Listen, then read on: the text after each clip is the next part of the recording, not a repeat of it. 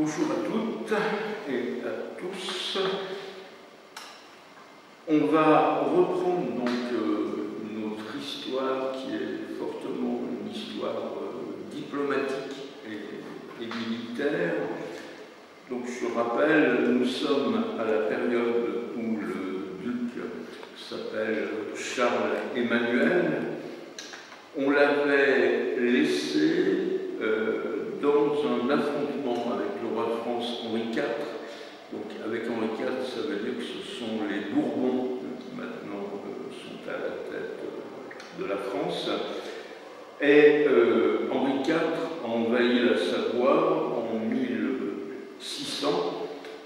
Cet épisode a entraîné, début 1601, le traité de Lyon, qui est un traité très sévère pour la Savoie.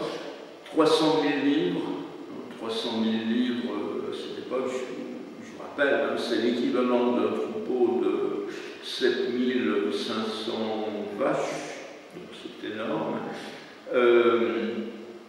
Le fait que Henri IV rend les places fortes qu'il avait prises, mais la France garde le matériel, donc garde les canons, garde les munitions, etc.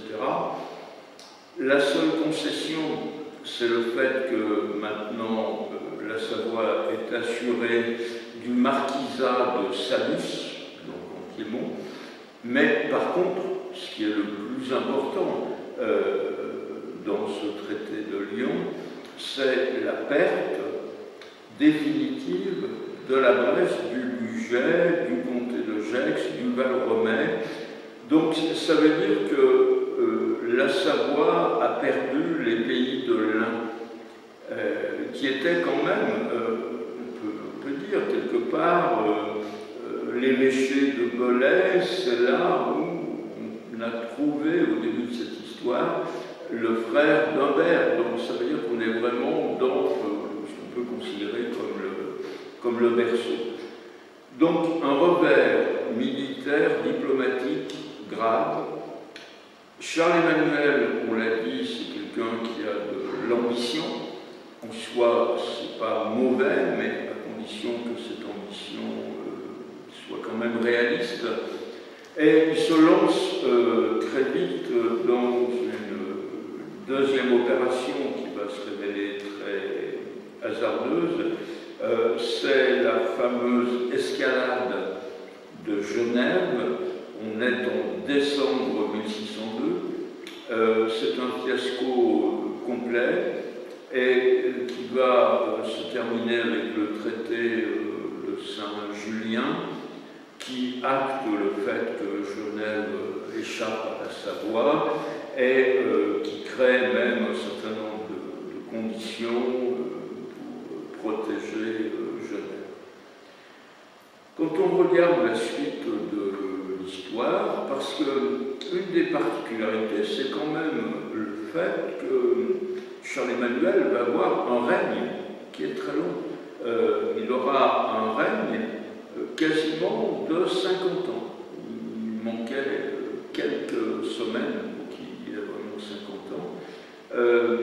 C'est quelqu'un qui a souvent un peu oscillé entre d'un côté ce qu'on appelle le parti français, donc les Bourbons, depuis Henri IV, et de l'autre, le parti qu'on dit espagnol, c'est-à-dire les Habsbourg, depuis Charles Quint. Alors on dit espagnol, on pourrait dire autrichien. Donc voilà, ça aussi est à la fin de la décennie 1620, alors que Charles Emmanuel était peut-être plus proche de la France. D'une manière un peu soudaine, il prend le parti de l'Espagne.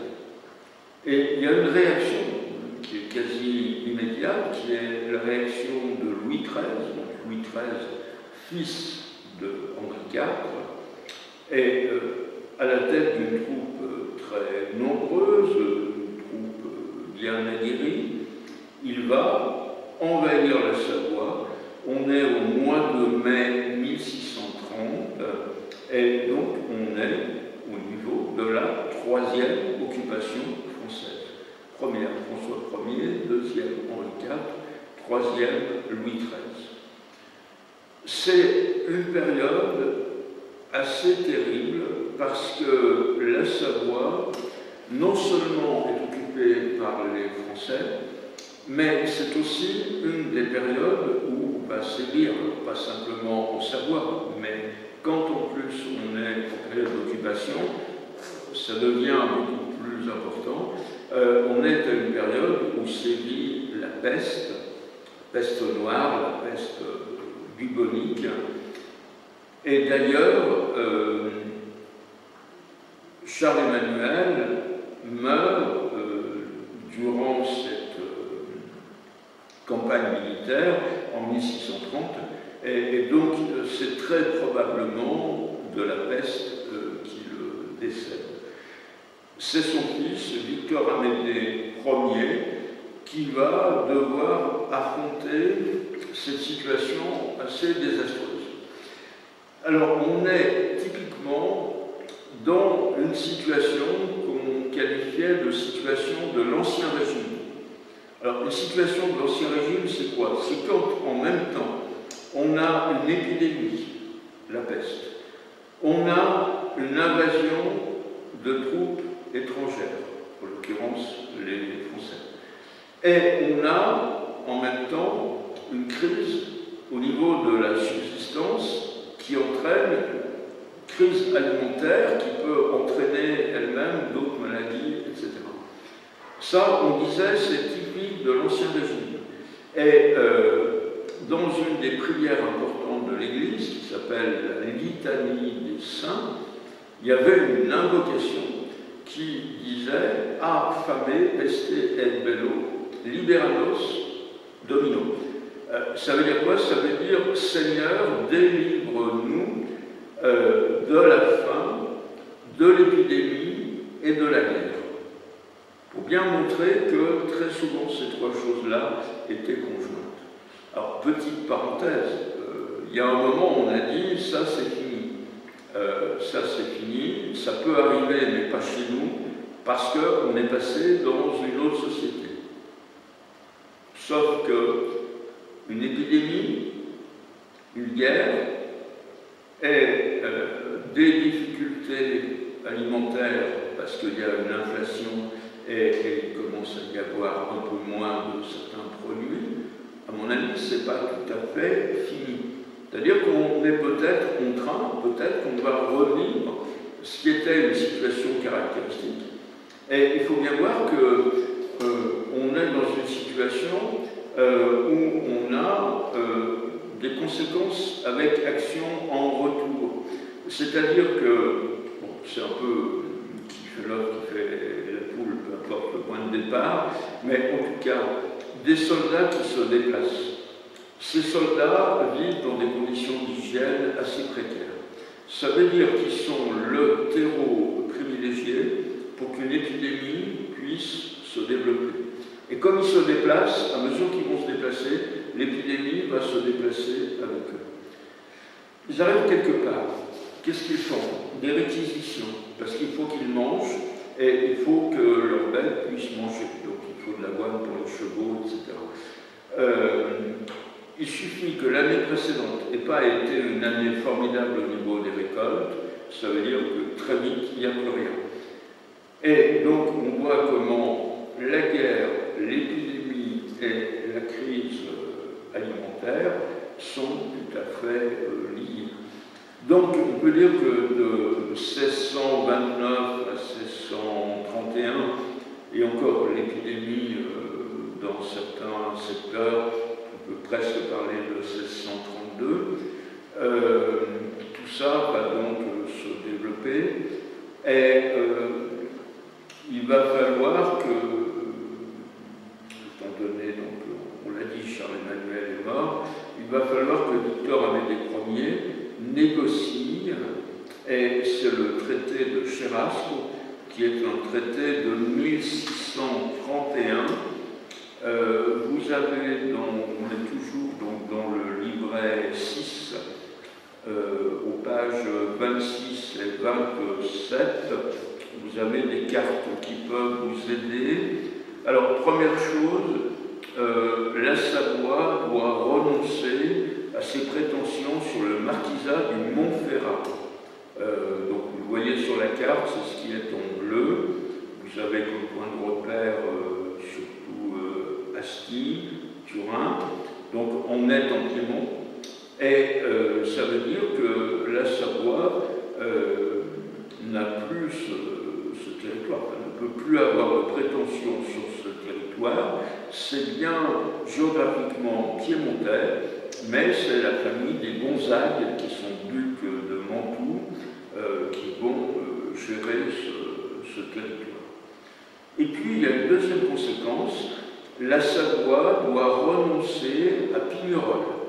Alors Pignerol, là aussi on est en Piémont, et Pignerol devient française. Et la France va faire construire une citadelle. Et Pignerol, c'est un des passages très importants vers la France, via le col de Fenestrelle. Et vous voyez que de l'autre côté, on a Briançon. Donc ça veut dire quoi? Ça veut dire que les Français s'assurent la maîtrise de ce col, qui échappe maintenant la maison de Savoie, et de chaque côté du col, on a Briançon, qui est une ville fortifiée, et on a Pignerol, qui est également fortifiée, et la citadelle en Piémont, mais ça c'est de la géographie, mais la citadelle en Piémont, mais française de Pignerol, elle sera française quasiment jusqu'à la fin du XVIIe siècle. Donc, vous voyez, la conséquence, c'est quoi? La conséquence, c'est le fait que, avec les entreprises diplomatiques un peu hasardeuses, il y a des retours de bâtons, et ces retours de bâtons, c'est quoi? C'est le fait que le territoire savoyard, il est grignoté, et je le disais déjà précédemment, on sent bien qu'on est à la période du XVIIe siècle, 16e, 17e, où il y a une bascule qui se fait. Encore une fois, ce n'était pas écrit d'avance, mais il y a eu la perte de tous les territoires suisses suite à la réforme. Seul le Chablais occidental, ce qu'on appelle le Chablais français, a été récupéré par le traité de 1559 et puis religieusement par la mission de Saint-François de Sales. La seconde occupation française, c'est la perte, encore une fois, de tous les territoires de l'Ain. On sait qu'il faut faire une croix sur Genève, et puis maintenant, c'est ce même côté piémontais où il y a des pertes qui commencent à se faire. 1643, un événement qui est important au niveau de la France, c'est la mort de Louis XIII, parce que la mort de Louis XIII, c'est le début du règne de Louis XIV. Je vous renvoie à votre histoire de France, mais en rappelant simplement une chose, c'est que Louis XIV, il va régner pendant 72 ans. Tout simplement parce qu'il devient roi il y a 5 ans. Et c'est quand même quelqu'un qui, alors c'est peut-être plus facile pour un roi que pour un paysan, mais c'est quand même quelqu'un qui a eu une durée de vie exceptionnelle à un moment où, à cause de la mortalité infantile, la vie moyenne c'était à peu près 25 ans. Donc Louis XIV a vécu l'équivalent de 3 vies. En Savoie,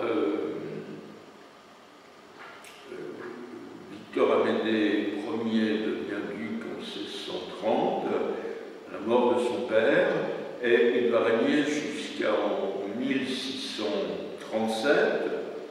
Ensuite, il y a son fils qui s'appelle François Hyacinthe, qui décède après 1 an de règne, mais sachant qu'il est devenu duc, il avait 11 ans, et lui succède son frère, donc le deuxième fils de Victor Amédée, et qui s'appelle Charles-Emmanuel II,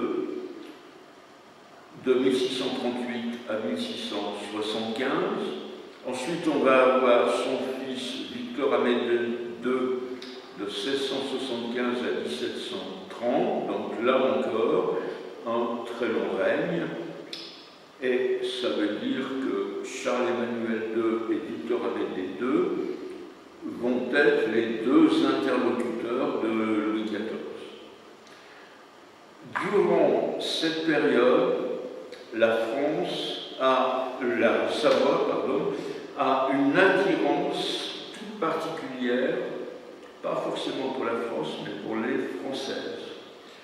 Je ne vais pas rentrer dans les détails, mais vous avez la page 30 qui vous détaille un certain nombre de ces alliances.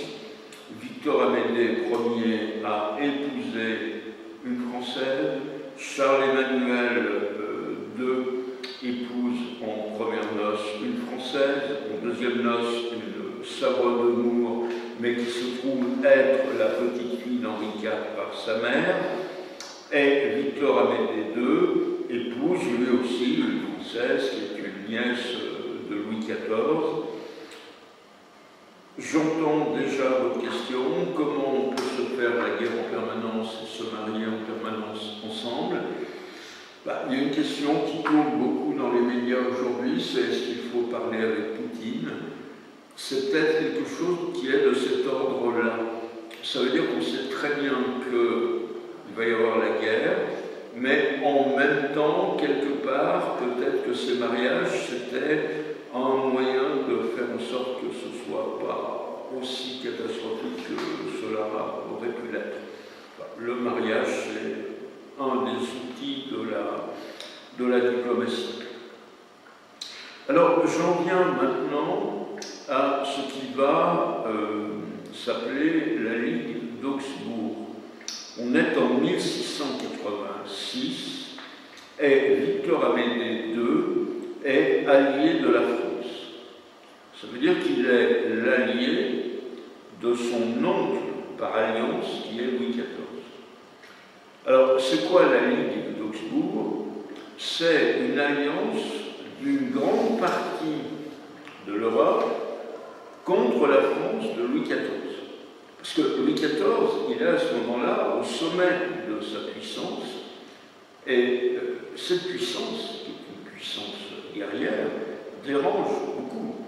Donc, quand il y a un personnage comme ça qui veut s'imposer, généralement, il fait l'unanimité contre lui.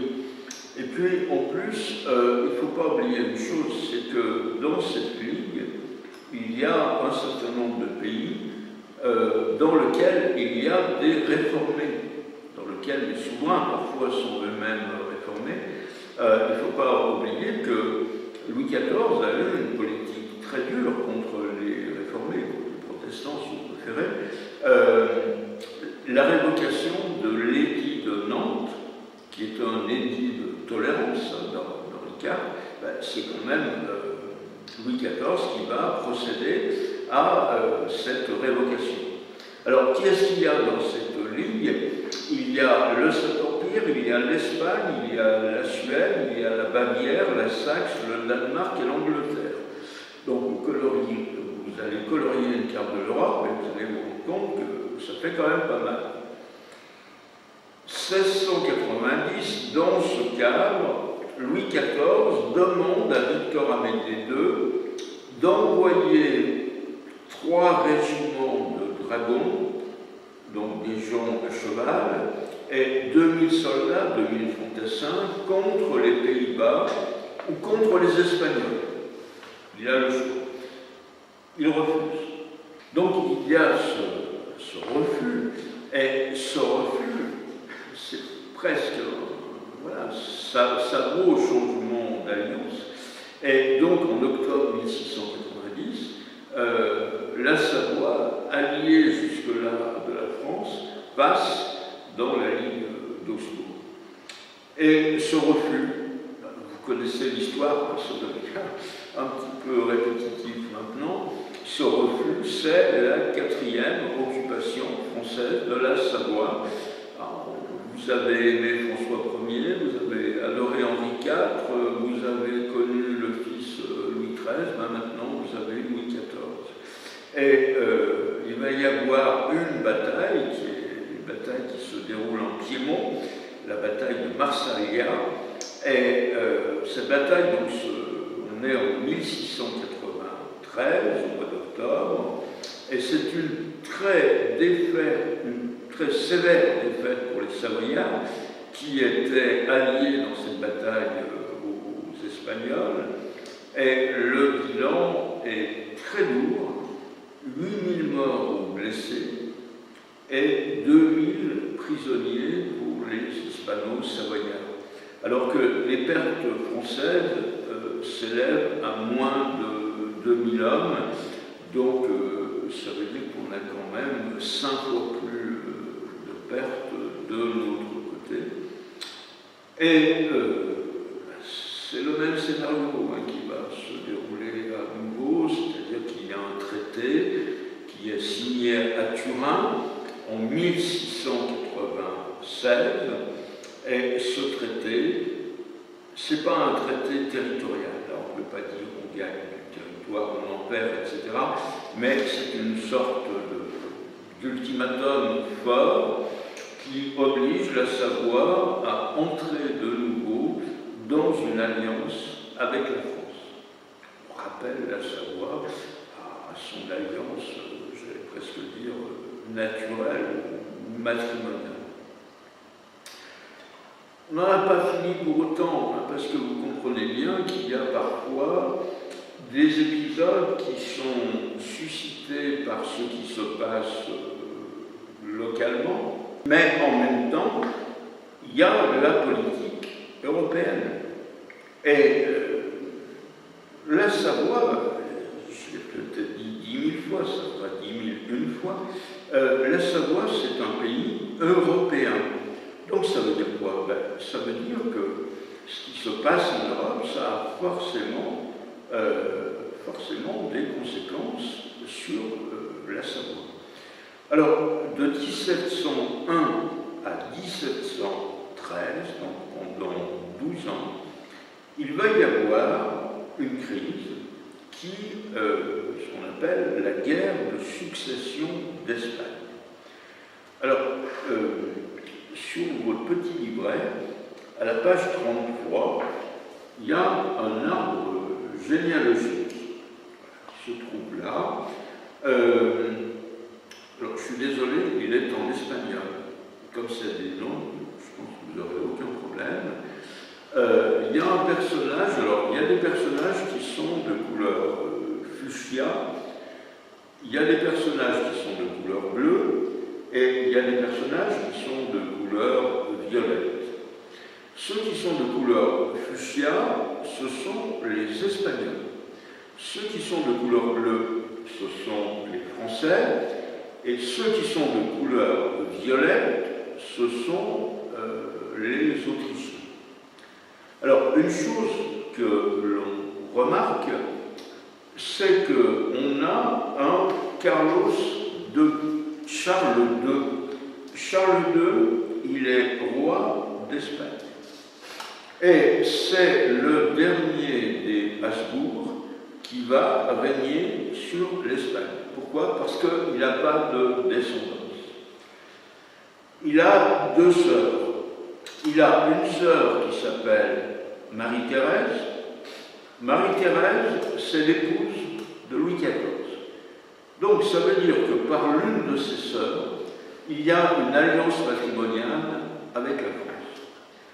Et il y a une autre sœur qui s'appelle Marguerite, qui, elle, a un lien matrimonial avec l'Autriche. Donc, vous voyez ce qui se passe.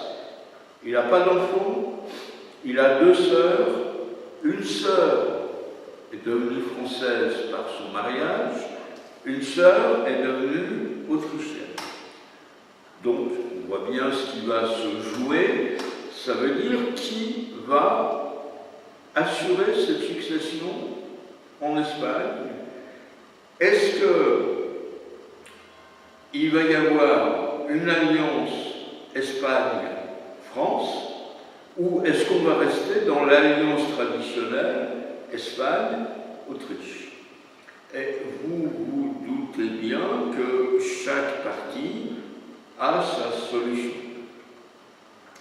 Alors, l'opération va réussir. Pourquoi est-ce qu'elle va réussir? C'est tout simplement parce que c'est un Bourbon qui s'appelle Philippe et qui va devenir Philippe V. C'était Philippe, duc d'Anjou, qui va devenir Philippe V, roi d'Espagne. Et ce Philippe, c'est qui? C'est l'un des petits-fils de Louis XIV. Donc, c'est pour ça que l'arbre généalogique peut vous aider à ce niveau-là. On voit bien que Louis XIV donc, a eu un fils qui s'appelle Louis, qui était le grand dauphin, qui a eu lui-même un fils qui s'appelle Louis. Alors, la famille de France, hein, vous savez comment ça marche. Hein. Le premier s'appelle Louis, c'est celui qui est appelé à devenir le roi de France, et le deuxième s'appelle Philippe. C'est à peu près toujours comme ça que ça fonctionne. Alors, sauf que le Louis, fils de Louis XIV, ne deviendra pas Louis XV, puisqu'il mourra avant son père.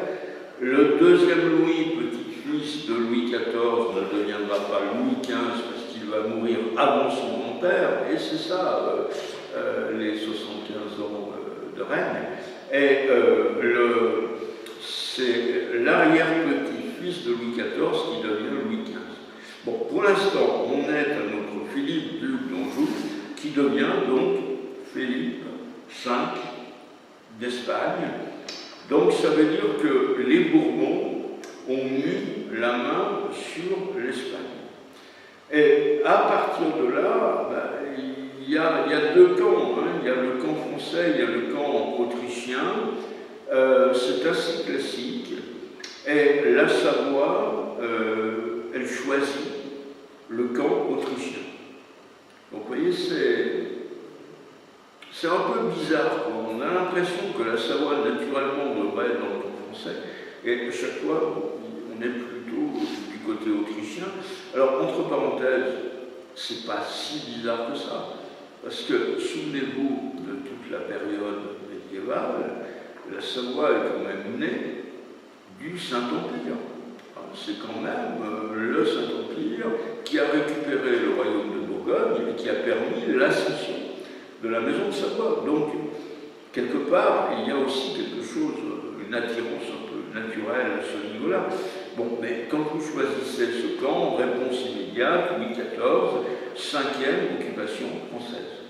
Donc ça veut dire qu'il y a deux occupations françaises, la 4e et la 5e, qui sont le fait de Louis XIV. Alors, le rêve de Louis XIV, c'est quoi? C'est de constituer une sorte de grand pôle sud européen avec la France, avec l'Espagne et avec le sud de l'Italie. Parce que, n'oubliez pas une chose, c'est que l'Espagne règne sur ce qu'on appelle le royaume de Naples, le royaume de Sicile, et on dit aussi assez souvent le royaume des deux Siciles.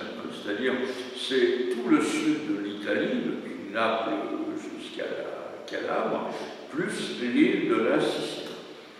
Donc, ça veut dire que quand ce conflit va essayer d'en sortir, on se rend bien compte que là, il y a un enjeu de taille, c'est comment est-ce qu'on va redessiner la carte de l'Europe.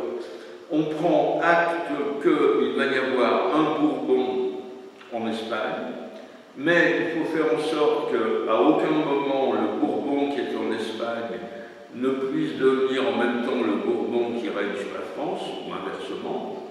Et puis, il va falloir dégager le sud de l'Italie. Voilà, ce qu'on ne veut surtout pas, c'est que par l'intermédiaire du Philippe V, petit-fils de Louis XIV, Louis XIV se retrouve quelque part roi de France, roi d'Espagne par délégation et roi des deux Siciles par délégation. D'autant plus que n'oubliez pas aussi que l'Espagne, c'est des deux côtés de l'océan. C'est-à-dire qu'il y a toutes les possessions espagnoles en Amérique du Sud. Donc il va y avoir un traité très important, c'est le traité d'Utrecht. Traité d'Utrecht, suite à une réunion des principaux pays européens en 1713. Et je fais une petite parenthèse pour dire qu'il y a une sorte de séquençage qui est quasiment séculaire. C'est-à-dire qu'en 1713, vous avez le traité d'Utrecht. En 1815, un siècle plus tard, c'est la fin du règne de Napoléon, il y aura le congrès de Vienne. Et le congrès de Vienne, le but c'est quoi? C'est de redessiner la carte de l'Europe.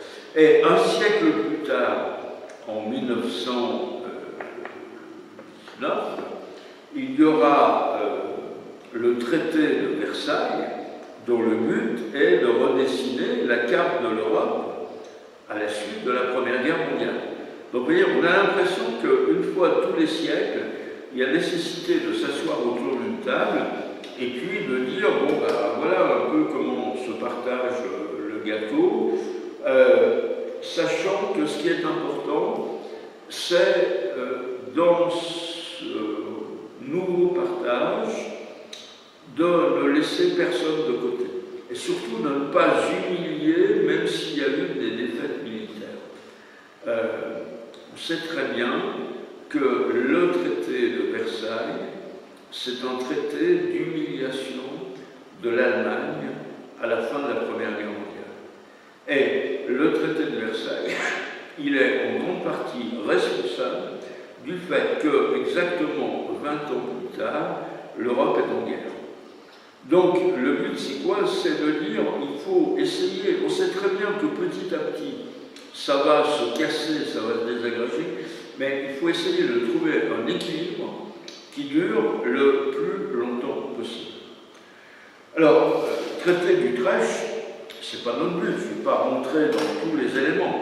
Je dis simplement, pour une première chose, on acte le fait qu'il y a un Bourbon sur le trône d'Espagne, mais on demande une chose, c'est que si il y avait une crise dynastique en France, c'est-à-dire que si en France, à un moment donné, il n'y ait plus de descendants mâles, puisque la France pratique la loi salique, eh bien, un Bourbon d'Espagne ne pourrait pas devenir roi de France. C'est une branche qui est devenue une branche espagnole, et ça fonctionne bien, parce que les Bourbons, s'ils ont plus un pouvoir très important, l'Espagne est toujours une royauté avec un Bourbon descendant de notre Philippe V à sa tête. Bon, j'en viens maintenant à ce qui nous intéresse, c'est-à-dire qu'est-ce que le traité d'Utrecht décide pour la Savoie. La Savoie, donc, d'abord, elle va retrouver la totalité de son territoire. Ça veut dire qu'on met fin à la 5e occupation française. Il y a quelques échanges mineurs qui sont faits avec la France, et surtout, 1713, Utrecht, on accorde à la Savoie l'île de la Sicile. Ce n'est pas une récompense, hein, mais c'est une stratégie pour dire on casse ce royaume des deux Siciles et on donne le territoire à une autre famille de manière à ce que les Habsbourg avaient eu tout le gâteau, on ne veut pas que ça continue avec les Bourbons. Alors, une fois qu'on a dit, lui donne la Sicile, ce qui est important, c'est quoi?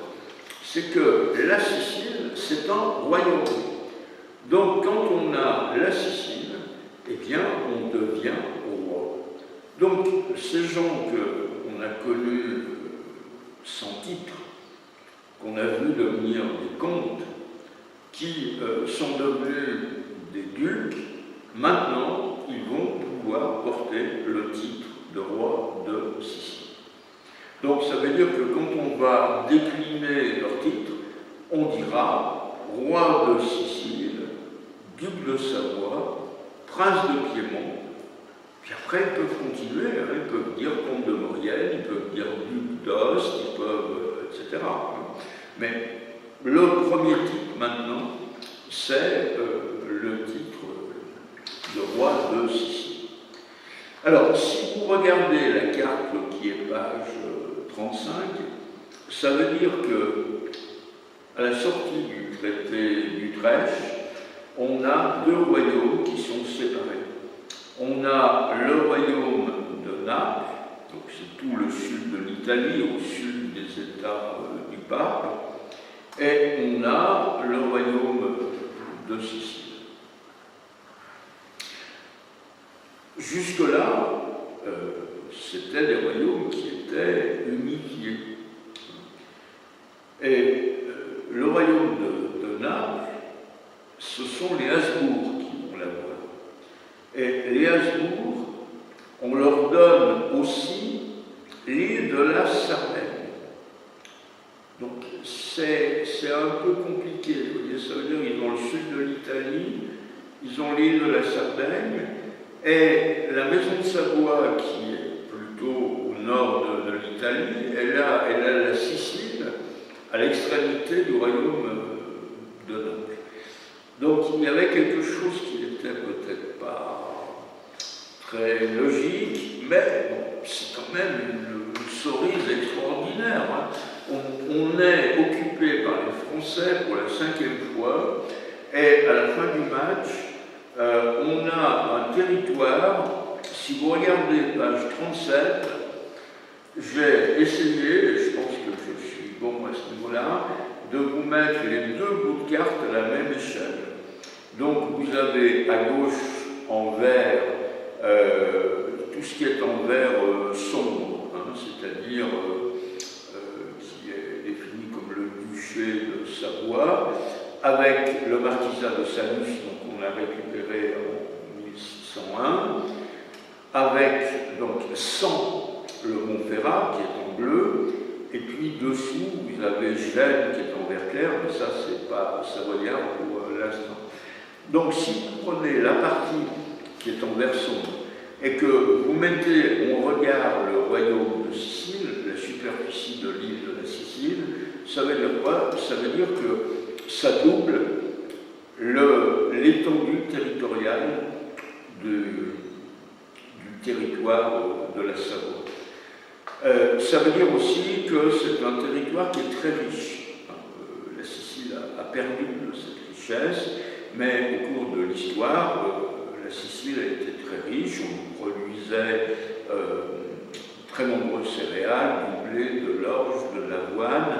C'était un pays aussi réputé pour les légumineuses, pour l'huile d'olive, pour les agrumes.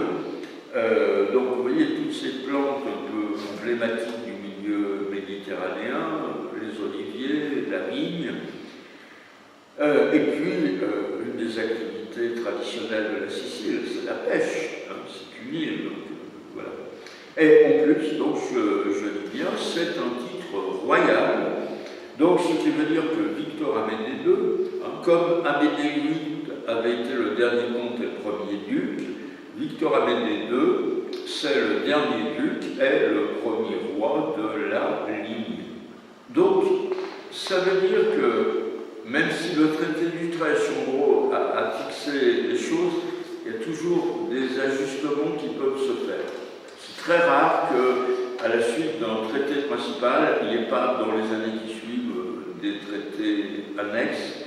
Et donc, par rapport à cette situation, les Habsbourg, c'est-à-dire les Autrichiens, qui ont le royaume de Naples et la Sardaigne, et la maison de Savoie, qui a le royaume de Sicile. Il va y avoir un échange qui va être fait, c'est-à-dire que les Habsbourg vont se retrouver avec le royaume de Naples et le royaume de Sicile. On revient donc à ce qu'on va pouvoir à nouveau appeler le royaume des deux Siciles, Naples et la Sicile. Et en échange, la Savoie obtient la Sardaigne. Alors, quand on regarde sur une carte, on se rend compte que la Sardaigne et la Sicile, les superficies sont relativement proches. On remarque aussi une chose, c'est que quelque part, la Sardaigne est plus proche de la partie méditerranéenne des États de la Maison de Savoie que la Sicile, donc c'est peut-être plus simple, mais surtout, parce que c'est ça qui était nécessaire, sinon ça ne pouvait pas fonctionner, c'est que la Sardaigne est elle aussi un royaume. Donc ça veut dire qu'en 1720, puisque c'est en 1720 que se fait ce nouveau partage, la Maison de Savoie n'est plus reine de Sicile, mais devient reine de Sardaigne. Alors, par pitié, page 39 du livret, j'ai écrit la phrase et je l'ai barrée. Ça veut dire que c'est le genre de phrase que je ne veux ni lire ni entendre. Il n'y a jamais eu de royaume de Piémont-Sardaigne. Je m'en fiche que vous mettiez un trait d'union ou pas entre les deux. Piémont-Sardaigne, ça n'existe pas. Pour une raison toute simple, c'est que le Piémont n'a jamais été un royaume. Le Piémont est une principauté. Donc, le titre royal, il est lié à un territoire. Donc, si vous voulez dire de quel royaume on faisait partie, c'est très simple, on faisait partie du royaume de Sardaigne. Dans ce royaume de Sardaigne, il y avait un duché qui était le duché de Savoie, il y avait un duché qui est le duché d'Ost, il y avait une principauté qui est la principauté de Piémont, il y a un comté qui est le comté de Nice, et voilà, j'en oublie, mais le seul titre royal, c'est celui de la Sardaigne. Donc, on peut dire qu'à partir de là, nos ancêtres, si tant est qu'ils étaient sur le même territoire que nous, on peut les qualifier de Sardes. L'île de la Sardaigne, à mon avis, ils n'avaient aucune idée de où ça pouvait se trouver précisément. Ils ne sont jamais allés, ça c'est encore plus sûr, mais n'empêche qu'on peut les définir comme des Sardes, c'est-à-dire comme faisant partie de cette nation dont le titre principal est celui du royaume de Sardaigne. Et cette situation, elle va durer jusqu'en 1861, donc de 1720 à 1861, parce que c'est seulement en 1861 que la Maison de Savoie va garder un titre royal, mais plus important, qui va être celui de roi d'Italie. Le royaume d'Italie étant plus englobant que le royaume de Sardaigne, ça veut dire que c'est celui qu'ils vont mettre en avant. Voilà, vous avez une carte de la Sardaigne à la page 40. La superficie de la Sardaigne, c'est un peu plus de 24 000 km². À titre de comparaison, les deux départements de la Savoie et de la Haute-Savoie, c'est 10 000 km². Donc ça veut dire que la Sardaigne, c'est presque 2,5 fois la superficie des deux départements savoyards. Ça veut dire quoi? Ça veut dire que si vous regardez maintenant la carte qui est à côté, page 41, j'ai tracé un trait jaune dans la partie continentale. Ce trait jaune, c'est quoi? C'est la frontière actuelle entre la France et l'Italie. Si vous regardez ce qui est à gauche, c'est-à-dire ce qui est à l'ouest du très jaune, ce qui est à droite, donc à l'est, et que vous ajoutez la Sardaigne, eh bien, on voit que territorialement, on est maintenant sur un territoire, alors je mets le mot entre guillemets, puisqu'il n'y a pas de pays qui correspond à ça, mais on est sur un territoire qui est grandement un territoire italien. Val d'Os plus Piémont plus Sardaigne, c'est X fois plus vaste que la Savoie plus Nice. Et ça veut dire qu'il va y avoir encore un peu plus une italianisation au niveau de la langue, puisque maintenant il y a plus d'habitants de ce royaume qui parlent l'italien, ou des dialectes directement liés à l'italien, que des gens qui parlent le français. Et ça veut dire aussi qu'il y a même une grande zone maintenant qui n'est plus dans le langage d'usage, qui n'est plus dans l'ère franco-provençale. Un dernier épisode, 1742-1749, c'est maintenant ce qu'on va appeler la guerre de succession d'Autriche. Début 18e, guerre de succession d'Espagne, maintenant guerre de succession d'Autriche. Charles VI, qui est le chef de la maison de Habsbourg, meurt en 1740. C'est quelqu'un qui a des titres énormes. Il est roi de Bohême, il est roi de Hongrie, il est archiduc d'Autriche. Et il a deux filles. Et sa volonté, c'est de léguer ses possessions patrimoniales, donc ses territoires et ses titres, c'est de léguer tout ça à l'aînée de ses filles, qui s'appelle Marie-Thérèse, et il a clairement exposé sa volonté, et tous les souverains européens ont promis de respecter sa volonté. Vous connaissez le film, hein?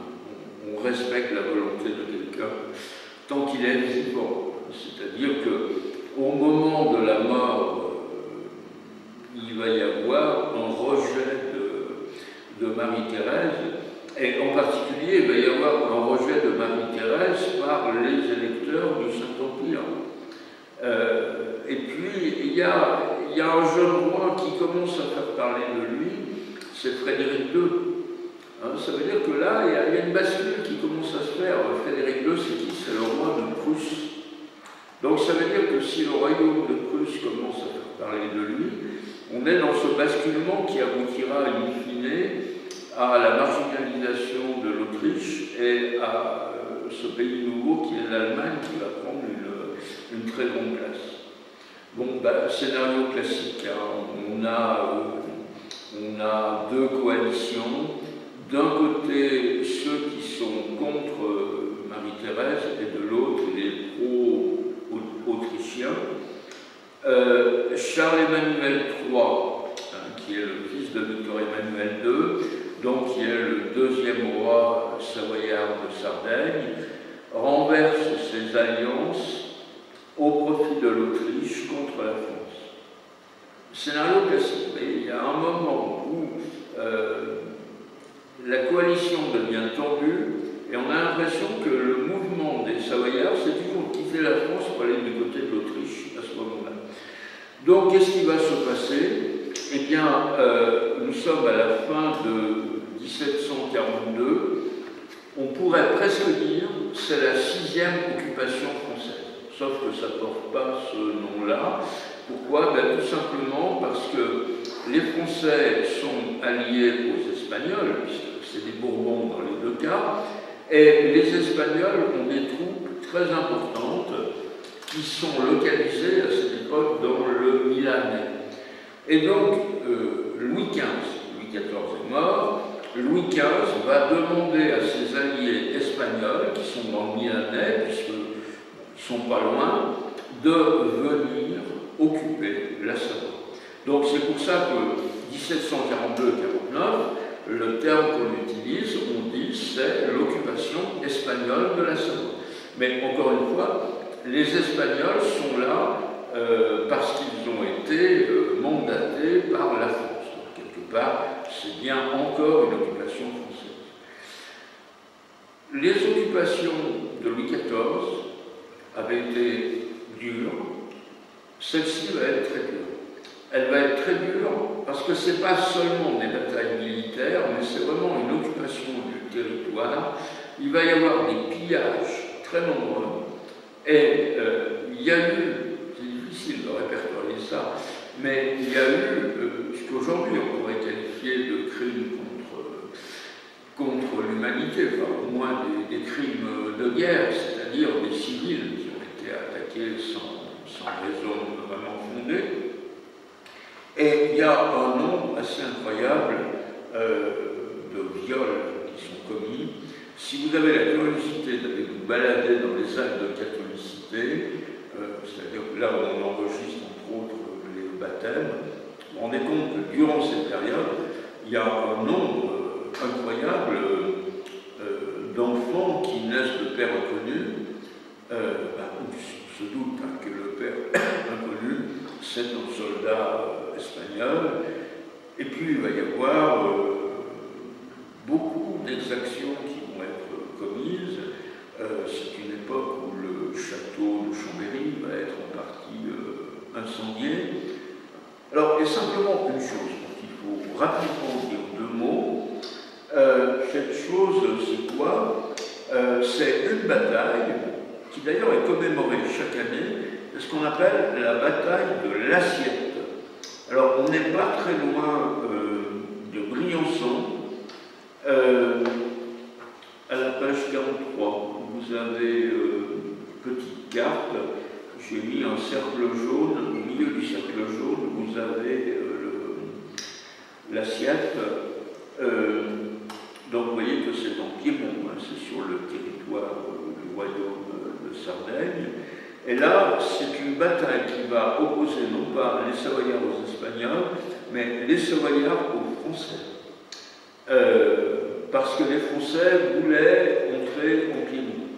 Et donc cette bataille, c'est une bataille pour empêcher ce mouvement français. 32 bataillons français d'un côté, 13 bataillons sardes de l'autre. 32, 13. Le bilan renverse totalement le rapport de force. 5000 Français sont morts ou blessés, 77 sardes sont morts ou blessés. Enfin, 77 morts, plus 50 blessés. Mais 5000 d'un côté, 120, 130 de l'autre. Et pourtant, les bataillons français étaient plus du double des bataillons sardes. Donc cette bataille de la Sienne, chaque année il y a une reconstitution historique. C'est quand même à la gloire de ce qui était le royaume de Sardaigne. Alors tout ça va se terminer par ce qu'on appelle la paix d'Aix-la-Chapelle en 1748, et ça va ouvrir une période où on peut dire qu'on a une stabilité diplomatique pour l'État savoyard ou l'État sarde, comme vous voulez, jusqu'au moment de septembre 1792. Et ce qu'il ne faut pas négliger, c'est que la paix d'Aix-la-Chapelle va permettre aux Savoyards d'acquérir la partie qui est en jaune sur la carte. Donc vous voyez qu'il se trouve au nord du Piémont et qui est frontalière avec le duché de Milan. C'est quoi cette partie? Ce sont tous les territoires qui sont à l'ouest du lac Majeur. Et en particulier, on a la Valsaisie. Je cite la Valsaisie parce que ceux qui ont du baroque chez eux, vous avez certainement des sculpteurs qui sont venus de la Valsaisie. Alors il y en a beaucoup qui sont venus avant. Et ce qui est intéressant, c'est que quand ces gens viennent avant, on ne comprend pas toujours, quand ils déclinent leur identité, ils disent qu'ils viennent de Milan. Et c'est compliqué parce qu'ils habitent le nord du Piémont. Mais c'est tout simplement parce que le nord du Piémont était milanais jusque-là. Comme c'est rattaché au royaume de Sardaigne, ça veut dire que quelque part, maintenant, on peut dire que la Savoie a la totalité du Piémont. Donc vous voyez que cette partie jaune sur la carte de la page 43, ce n'est pas rien. Bon, c'est un peu indigeste, c'est un peu une histoire traité-bataille, comme on disait autrefois, mais il faut quand même bien passer par là, parce qu'en même temps, c'est ce qui permet de comprendre comment le territoire s'est constitué. Ça permet de comprendre comment ceux qu'on a laissés ducs se retrouvent rois de Sardaigne. Et maintenant, il nous reste une dernière étape avant la Révolution, c'est de se dire comment cet État, on a vu à la fois le point de vue du ministre de la Guerre et du ministre des Affaires extérieures. Maintenant, il faut qu'on voit le point de vue à la fois du ministre de l'Intérieur et du ministre des Finances. Donc, je vous propose de le faire dans une prochaine séquence, de voir comment ce royaume s'est organisé avec des choses très novatrices, en particulier la Savoie a été pionnière au niveau des réformes de la fiscalité qui vont englober le fameux cadastre sarde, et puis on regardera rapidement un peu comment se passait la vie des communautés. Donc encore une séquence avant la Révolution, et puis après on entrera dans cette période Révolution, Empire, 19e siècle, qui nous amène à 1860.